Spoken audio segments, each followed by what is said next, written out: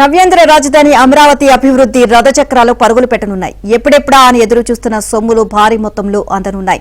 ప్రపంచ bank, Asia అభివృద్ధి బ్యాంకులు ఏకంగా 13,592 కోట్ల పైచీలకు మొత్తాన్ని రుణంగా అందించేందుకు సిద్దమయ్యాయి.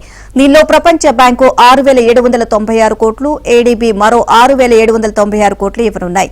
ఈ మొత్తాన్ని 6 ఏళ్లలో విడతల వారీగా అందించేందుకు బ్యాంకులు సిద్దమయ్యాయి. దీనికి సంబంధించి ప్రపంచ బ్యాంకు రుణ షెడ్యూల్ను విడుదల చేయడంతో పాటు కొన్ని లక్ష్యాలను కూడా నిర్దేశించింది.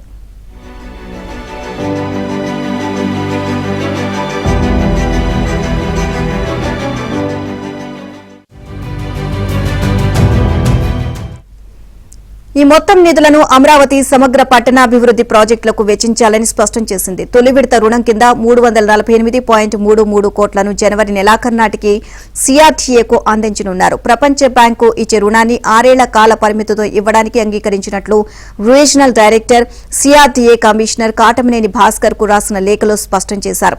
ఈ రుణానికి సంబంధించిన షెడ్యూల్ ను కూడా పంపించారు. ఈ మొత్తాన్ని international bank for reconstruction development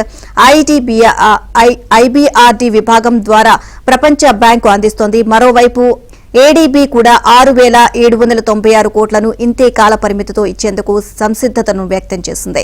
అయితే ఎప్పుడెప్పుడు ఎంతెంత రుణం ఇస్తుంది అన్న సమాచారం ఇంకా తెలియాల్సి ఉంది.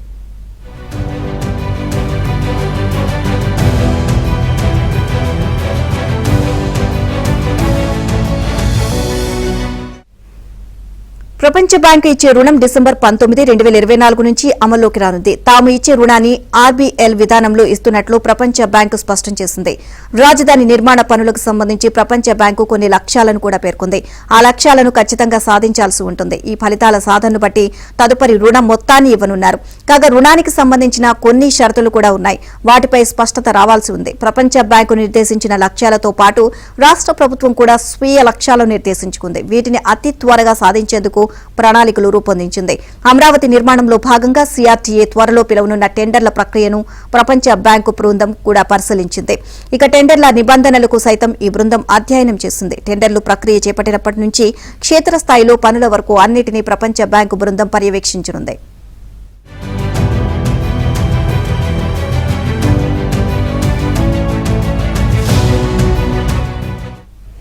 Amaravati integrated urban development program కు రాష్ట్ర ప్రభుత్వం మొత్తంగా $3,644 మిలియన్ అంటే 30,957 కోట్లు ఖర్చవుతుంది అని ప్రపంచ బ్యాంకు ఏడీబీలకు నివేదించింది.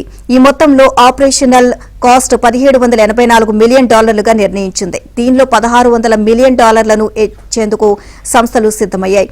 మిగిలిన $184 మిలియన్ సిఆర్టీఏ, ఏడీసీలు భరించాల్సి ఉంటుంది.